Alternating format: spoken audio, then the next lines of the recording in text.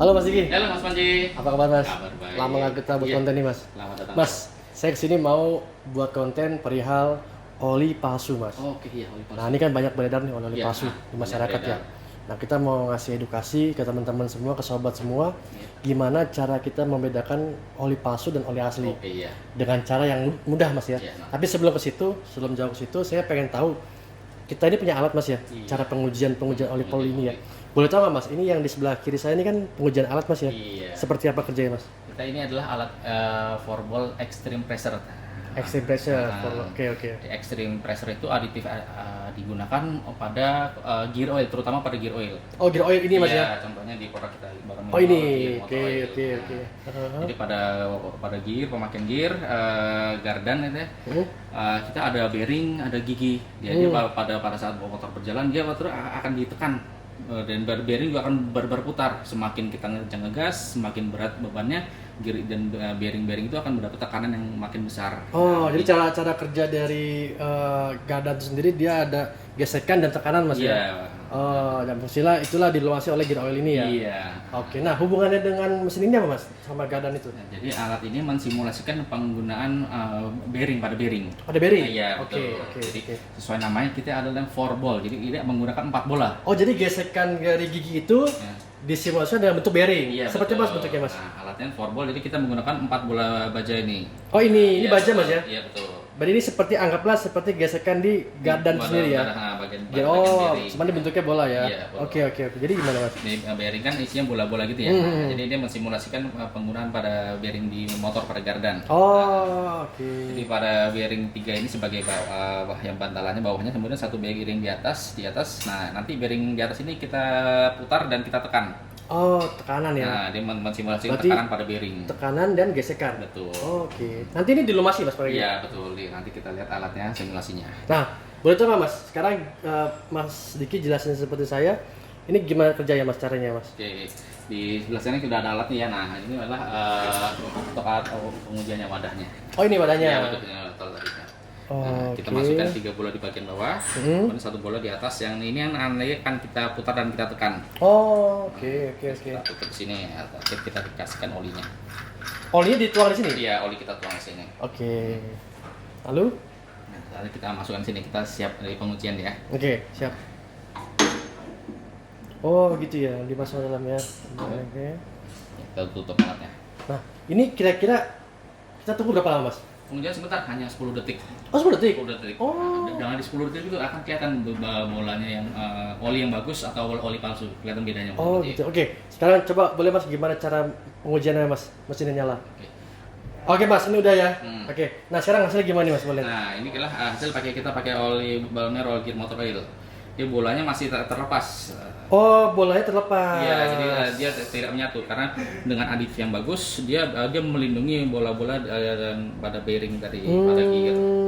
Jadi dia bolanya paling hanya ada bentuk panas gini Mas ya? Iya, ada bekas titik lecet titik panas sedikit. Nah, Oke. mari kita bandingkan hasilnya dengan menggunakan oli palsu.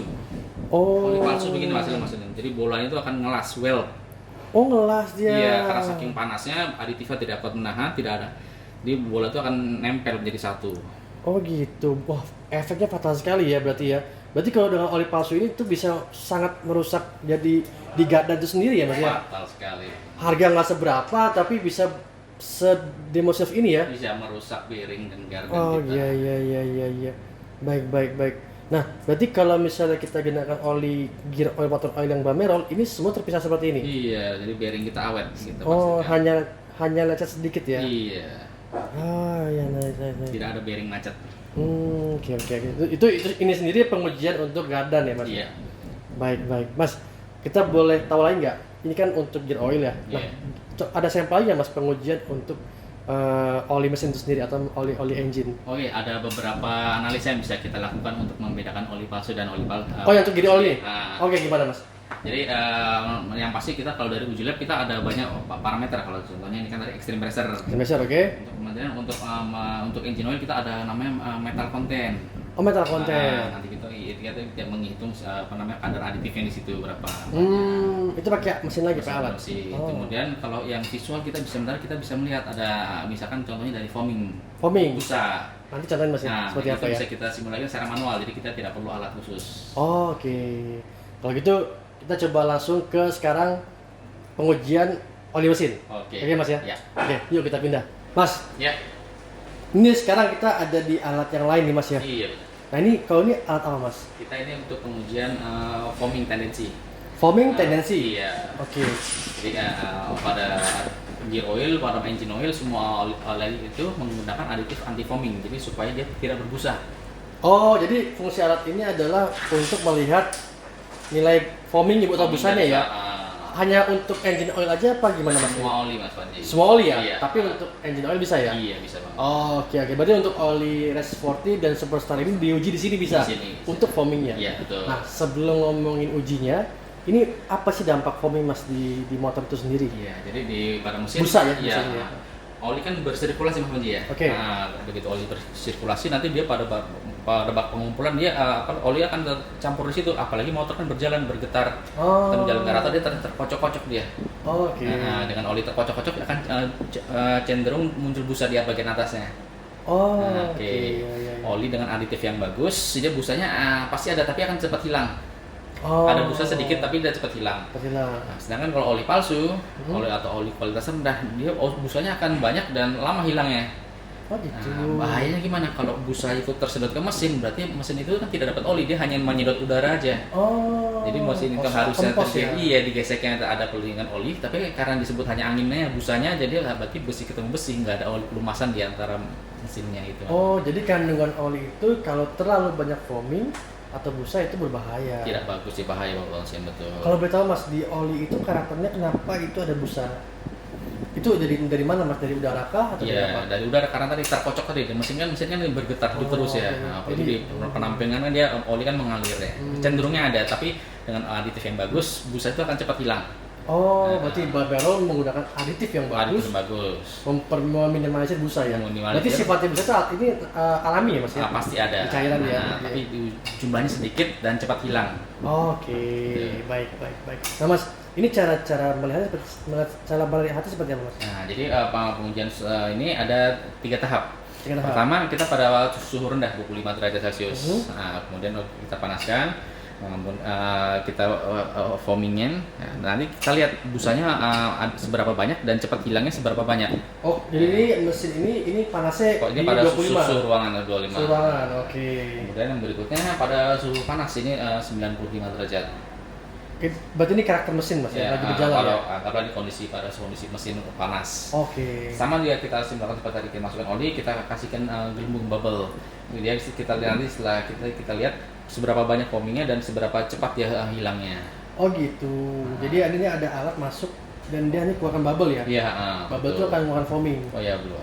Terus nanti tahap ketiga kita cek lagi pada suhu dinginnya.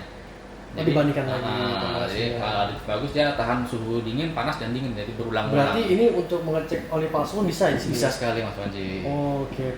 Berarti Balmerol ini sangat ketat ya untuk dari segi nilai kualitas ya Mas ya? Kualitasnya kita jaga terus. Nah, ini sebenarnya yang ditunggu-tunggu nih Mas sekarang. Iya.